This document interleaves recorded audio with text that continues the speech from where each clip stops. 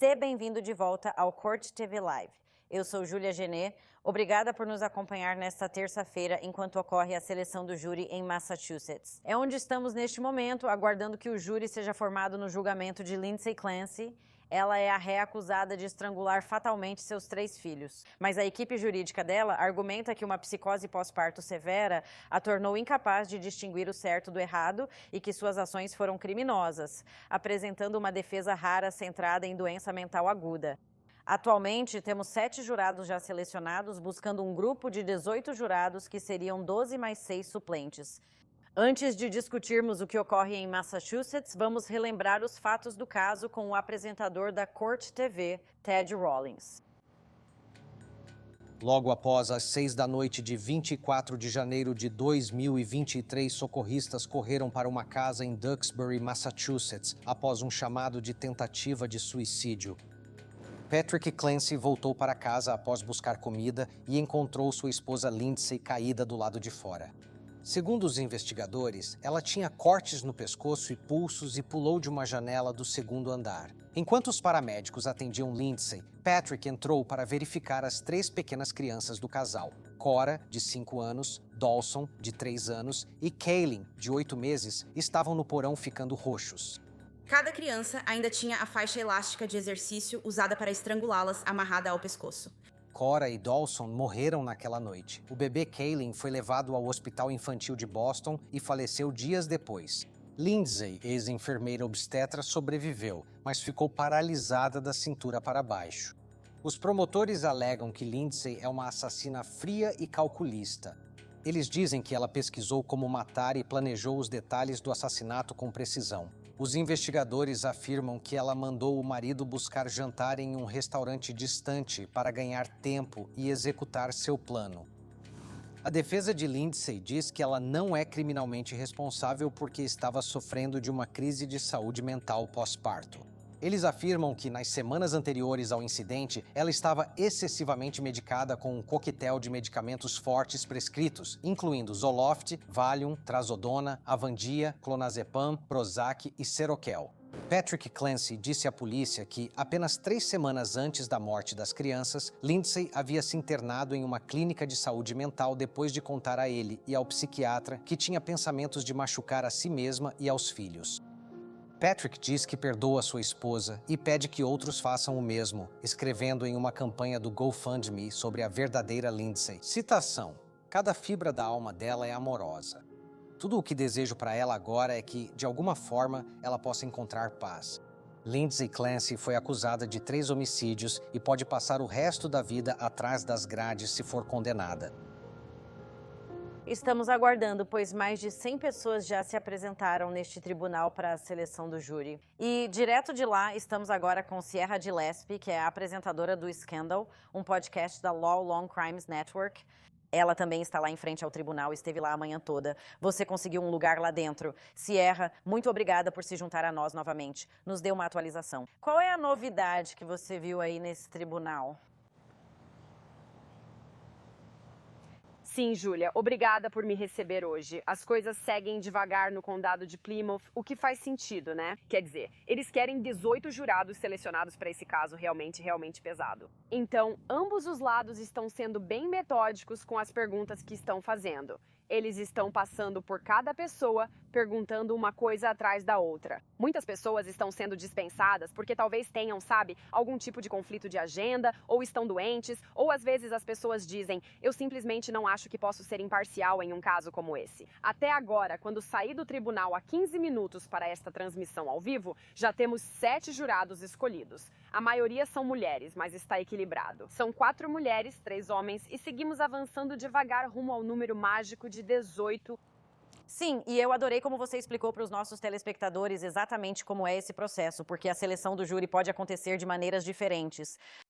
E não é necessariamente que todos esses jurados estão passando por etapas diferentes. E no final esses advogados vão fazer suas recusas no grupo de jurados. Mas na verdade existe um pouco de segredo aqui. Você pode nos explicar como esses jurados estão sendo questionados, seja na frente de todos ou longe das câmeras e dos repórteres? Sim, deixa eu te explicar porque você tem razão, Júlia. Nunca vi outra seleção de júri assim. É interessante. Foi assim. Hoje de manhã, nós chegamos. São todos os jurados que fazem parte do grupo número 1 de possíveis selecionados. Eu diria que são, sei lá, de 50 a 75 pessoas. Todo mundo tem seu númerozinho de jurado. Sabe, eu sou a jurada número 112, seja lá qual for. E o juiz lê em voz alta e diz: ok, vou listar uma série de perguntas. Se isso se aplicar a vocês, levantem a mão. Então ele perguntava coisas como: vocês conhecem Lindsay Clancy e a família dela? Você tem algum tipo de, formação religiosa ou algo do tipo que te tornaria inapta para servir neste júri? Este julgamento vai durar de 6 a 8 semanas. Você consegue participar durante esse tempo? Então as pessoas levantavam a mão, mas não eram dispensadas naquele momento. Eles anotavam, a juíza e, os dois lados anotavam. Depois disso, todos foram levados para outra sala. A imprensa foi convidada a sair e eles receberam um questionário com cerca de 7 a 8 perguntas. Agora, tentamos conseguir esse questionário, mas a juíza disse que de jeito nenhum que isso não será divulgado publicamente. No entanto, o júri recebe pelo menos uma prévia da lista de testemunhas porque, quero dizer, esta é uma comunidade pequena. Estamos em Plymouth, Massachusetts. É provável que algumas dessas pessoas se conheçam. Por isso, os jurados devem analisar a lista de testemunhas e indicar se conhecem ou não cada uma delas. Depois que todo esse processo termina, os jurados entram um por um e ficam de pé na frente do tribunal. Então temos a juíza, temos os dois lados, a promotoria, o Ministério Público e a defesa. E então a própria Lindsay Clancy. Esses candidatos a jurados estão a cerca de 1 metro de Lindsay Clancy, respondendo perguntas como: tenho algum problema de saúde? Algumas pessoas dizem: olha, sabe de uma coisa? Eu sou estudante universitária. Não vou conseguir ficar aqui por 2 meses. Na verdade, posso ser dispensada? Eu vi outra mulher que estava literalmente chorando. Ela estava com uma caixa de lenços de papel. Ela secava as lágrimas, emocionada com o caso, e pediu: por favor, posso ser dispensada? Não quero ser jurada. Não acho que consigo ser imparcial. Agora nós não deveríamos ouvir tudo isso. Eles realmente colocam um ruído branco para que a gente não ouça. No entanto, eu estava na primeira fileira, então eu estava ouvindo o máximo que eu conseguia. Algumas coisas eu consegui entender, outras não, mas esse é o tipo de processo demorado pelo qual todos estão passando para formar esse júri. Uau, é interessante ver como alguns desses jurados ficaram emocionados. Já participei de seleções de júri com morte de bebê e há quem nem soubesse do caso. Elas não são parciais por causa da cobertura da mídia antes do julgamento, mas porque afirmam: não consigo ouvir um caso sobre a morte de uma criança. Sou mãe, sou avó, simplesmente não consigo. Houve um certo bate-rebate. Suas anotações para a nossa equipe local são ótimas. Também quero dizer, Sierra, que sei que você está fora e não tem acesso a essas informações, mas normalmente teria. Agora entendemos que já foram selecionados 8 jurados lá, 5 homens, 3 mulheres. Se eu estiver correta, estou conferindo com nossos produtores. E eu sei que são 3 homens e 5 mulheres. Eu tinha invertido. 3 homens, 5 mulheres, 8 jurados escolhidos. E eu entendi que antes de você poder sair e falar com a gente, Sierra, havia um jovem na casa dos 20 anos que estava sendo questionado e o juiz teve uma objeção à forma como ele estava sendo interrogado. Você pode nos contar sobre isso? Sim, tudo bem. Então, eu realmente achei que esse jovem, sinceramente, ele parecia um garoto. Ele poderia ter acabado de se formar no ensino médio. Ele parecia tão jovem. Eu realmente achei que ele seria selecionado para esse júri porque estavam fazendo perguntas para ele dos dois lados, tanto a promotoria, a acusação, quanto a defesa, por, sinceramente, quase 20 minutos. Eu achei que eles estavam só, avaliando ele, se certificando: você pode ser imparcial? Essa foi, na verdade, uma das perguntas que fizeram para esse homem. Sabe, você pode ser imparcial? Ele disse: sim, sim, eu posso. Mesmo assim, pediram que ele se afastasse. Aqui as coisas ficam interessantes. Lembra do ruído branco? Consegui ouvir por cima dele. Isso porque a juíza aqui literalmente levantou a voz e estava repreendendo os dois lados e disse: ei, sabe de uma coisa? Isso não é sobre emoção. Nós não queremos perguntar para esses possíveis jurados: como vocês estão se sentindo? Sabe, o que vocês pensam sobre isso? Não nos importamos com isso. Deixem isso de lado. Precisamos saber se eles conseguem seguir as instruções. É sobre isso que tudo isso se trata aqui. Precisamos saber se eles conseguem seguir as instruções e ser imparciais. Só isso. A emoção, deixem de lado. Houve certa discussão sobre isso. Eles trouxeram o jovem, vou chamá-lo assim, porque, sinceramente, ele parece ter acabado de se formar no ensino médio. Eles o trouxeram de volta e então disseram: ok, você está liberado para ir. E foi isso. Então, eu não sei. Depois disso, eu tive que sair correndo para cá. E acho que outro jurado foi escolhido. Talvez as coisas tenham ficado menos tensas depois disso. Foi curioso ouvir os gritos enquanto o juiz se inclinava sobre Lindsay Clancy, a ré. Este caso certamente vai emocionar não só a família da vítima, o tribunal e os jurados, mas também as partes envolvidas. Sierra, permaneça na linha. Obrigada pelo esclarecimento no Tribunal do Condado de Plymouth, Massachusetts.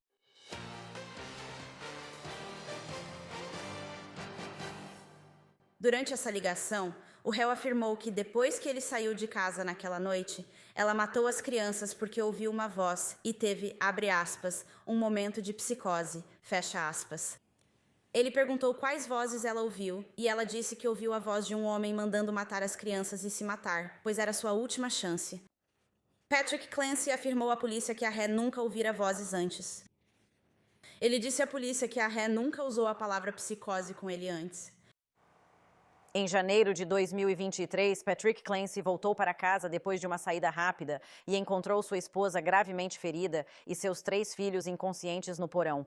As 3 crianças morreram mais tarde, iniciando um trágico caso de assassinato que ganhou atenção nacional. A acusação deve reproduzir aquela devastadora ligação para o 911 que Patrick fez durante o julgamento, e o público ainda não ouviu essa ligação. Mas em audiências anteriores, a acusação descreveu o que estaria nela. Quando os paramédicos chegaram, ele pediu que ficassem com ela para que pudesse procurar seus filhos. A chamada ao 911 continuou. Dá para ouvir Patrick na ligação para o 911 entrando na casa e descendo ao porão. Em um momento, ele chama pessoal. Em seguida, é possível ouvi-lo gritando de agonia e choque ao encontrar seus filhos. Seus gritos ficam cada vez mais altos e agonizantes. Cora e Callen estavam no chão na sala de estar do porão reformado, que fica à esquerda quando você desce as escadas, enquanto Dawson estava sozinho no chão, no escritório do pai, que fica à direita quando você desce as escadas. Cada criança ainda tinha a faixa elástica de exercício usada para estrangulá-las, amarrada ao pescoço, quando o pai as encontrou. Vamos chamar de volta Sierra Gillespie, que está lá em Massachusetts, ao vivo no tribunal. Aqui estão a psiquiatra forense Carol Lieberman e o ex-defensor público adjunto do condado de Los Angeles, Philip Dubé. Sierra, começo com você. Entendo que houve mudanças na seleção do júri no tribunal. O que pode nos dizer? Sim, Júlia, agora estamos com 8. 8 jurados já foram selecionados. Eles fizeram uma pausa para o almoço agora, então estão saindo, fazendo o que quiserem, almoçando rapidinho e depois voltam por volta das 2 da tarde. Agora, eu sei, porque eu estava meio que escutando na sala do tribunal, como é meu trabalho como repórter, tá? E o que eu ouvi foi que para qualquer um dos jurados que foi selecionado, o juiz disse: "Ok, muito obrigada. Fico feliz em tê-los aqui. Por que vocês não voltam na quinta-feira?" Então, para mim, isso indica que potencialmente eles vão continuar hoje com a seleção do júri, provavelmente amanhã, quarta-feira, e eles estão torcendo, dedos cruzados, para que as declarações de abertura sejam apresentadas na quinta-feira. Agora, as coisas estão andando meio devagar. Quero dizer, estamos com 8. Faltam 10 jurados para serem escolhidos e parece que esperam iniciar as declarações de abertura na quinta-feira. E acho que se quisermos falar sobre a composição dos jurados aqui, a maioria é de mulheres, pelo menos por enquanto. Então são 5 mulheres, 3 homens, e é mais ou menos assim que está agora. E doutora Carol Lieberman, deixe-me continuar com você. Tentamos falar sobre isso no último bloco, então vamos falar sobre isso agora. Essa divisão de gênero, o que você acha que isso significa para um caso como esse? Não é tão simples quanto parece. Em outras palavras, sabe, a primeira ideia que você pode ter é que, bem, mais mulheres é bom porque elas poderiam entendê-la. Mas nem sempre é assim. Às vezes, há uma espécie de reação negativa por parte das mulheres, especialmente se for uma mulher que teve filhos e não teve psicose pós-parto. Ou pode haver vários fatores na experiência dessas mulheres que, mesmo inconscientemente, as fariam se voltar contra ela. Portanto, não é algo preto no branco. Você precisa saber mais sobre cada uma. Doutora Lieberman, continuarei com você para comentar o que ouvimos. Patrick Clancy, não só o pai das 3 jovens vítimas neste caso, mas também o então marido da ré. Ele está em uma posição particularmente difícil. Sem dúvida, ele será chamado como testemunha. Mas você pode falar sobre como isso pode ser conflitante, especialmente quando entendemos pelos relatos, pelas declarações que ele fez, que ele não necessariamente apoia a acusação contra Lindsay Clancy, que ele a perdoa e espera que ela possa encontrar paz. Certo, ele apoia muito ela e realmente a perdoa. Quero dizer, claro, deve ter sido incrivelmente horrível encontrar seus filhos, especialmente ainda com as faixas ao redor do pescoço e tudo mais. E isso vai ser muito emocional para a acusação. Vai ser muito impactante para o júri. Mas, sabe, ela era enfermeira de maternidade. Ela amava seus filhos. Tenho certeza de que muitas testemunhas vão falar sobre o quanto ela amava seus filhos. Isso é uma doença mental conhecida como psicose pós-parto. E o fato de ela ter alucinações dizendo para matar os filhos antes de se matar, pois não queria deixá-los sozinhos sem ela ali para ser a mãe deles. Tudo isso é muito crível e convincente. As pessoas que deveriam estar na defesa, sentadas com a defesa, também deveriam ser os médicos que deixaram passar completamente o caso. Vamos falar mais sobre isso em breve. Mas, Felipe, quero conversar com você sobre algumas declarações que Patrick Clancy fez oficialmente para a New Yorker em um artigo que foi escrito em 2024. Ele, é claro, deve ser uma testemunha-chave neste julgamento. Apesar dessa perda trágica, como mencionamos, ele disse aos repórteres que não era casado com um monstro. Ele era casado com alguém que ficou doente. E ele também afirmou nessa entrevista que não existe mais uma casa, não há mais crianças. Tudo o que resta sou eu e Lindsay. Se eu pudesse voltar no tempo, teria ligado para McLean e dito: leve ela, tranque a porta e a mantenha lá por 1 ano, se necessário, falando sobre a instituição de saúde mental. Lindsay sente falta dos filhos, ele continuou. O que pode parecer loucura para alguns, mas essa é a realidade. O que podemos esperar ouvir de Patrick Clancy quando ele depuser? Ele vai ser testemunha da acusação e da defesa? Ele será só testemunha da acusação com o interrogatório da defesa? O que acha? Muito disso depende de quanta liberdade o tribunal vai dar ao advogado de defesa durante o interrogatório. Se o tribunal limitar severamente o que o advogado de defesa pode perguntar, então o que provavelmente vai acontecer depois que ele testemunhar pela acusação é que ele será chamado ou reconvocado na fase de apresentação de provas da defesa. E como eu disse anteriormente, o marido vai ser quem melhor pode relatar o quadro psiquiátrico dela para o júri. Lembre-se, ele estava em casa, obviamente, enquanto eles namoravam, antes de se casarem, depois que o primeiro filho nasceu, depois que o segundo filho nasceu, depois que o terceiro filho nasceu. Ele sabe e viu em primeira mão como ela se comportava com os filhos, o quanto era carinhosa e amorosa com eles, e os sintomas associados à condição, como eles se manifestaram e como ela começou a receber tratamento para isso. Então, o fato de ele ser esse historiador, por assim dizer, de tudo o que ela enfrentou, acho que apresenta ao júri um quadro clínico mais claro dela. Sierra, deixa eu te trazer de volta para a conversa. Você está acompanhando esse caso desde o começo. Patrick é uma figura central em tudo isso. Você já ouviu no tribunal? Você acha que ele vai ficar sentado na galeria? Existem algumas regras de isolamento para testemunhas, mas ele é o pai da vítima. Frequentemente, um juiz permite que a vítima permaneça na sala do tribunal. Com base em audiências anteriores, o que você ouviu e observou?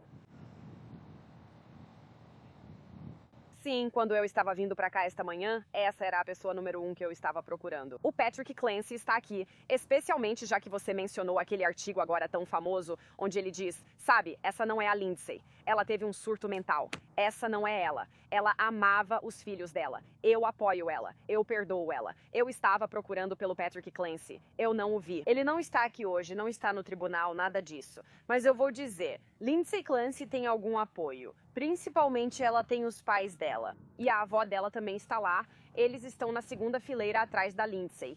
Vi que saíram do tribunal ao mesmo tempo que eu e seguraram a porta para mim. Eles foram muito agradáveis, pessoas normais e discretas. Ouvi eles dizendo, vamos só esticar as pernas, vai ser um dia longo. Eles também estão sentindo o peso disso. Então ela está com os pais, a avó dela também está lá e na frente deles, na frente da família, estão 2 enfermeiras. Não podemos esquecer que Lindsay Clancy, após matar seus 3 filhos pequenos, os estrangulou com faixas elásticas de exercício. Ela pulou da janela do 2º andar e ficou paralisada da cintura para baixo, usando cadeira de rodas. Então, logo atrás dela, quero dizer, só isso já é um assunto muito amplo ou interessante para se conversar. Mas logo atrás dela estão aquelas 2 enfermeiras que estão ali, sabe? Caso ela precise de alguma coisa, se algo der errado, qualquer coisa. Então, ela está sendo constantemente monitorada. Mas, voltando ao início, Patrick Clancy ainda não apareceu. Isso é uma percepção interessante, Sierra, especialmente sobre as enfermeiras cuidando dela, pois é marcante vê-la na cadeira de rodas. Sem dúvida, os jurados vão prestar atenção nisso. Eles já estão notando isso durante a seleção do júri. Eu sei que precisamos te liberar, Sierra, para que você volte ao tribunal. Então, muito obrigada por estar conosco.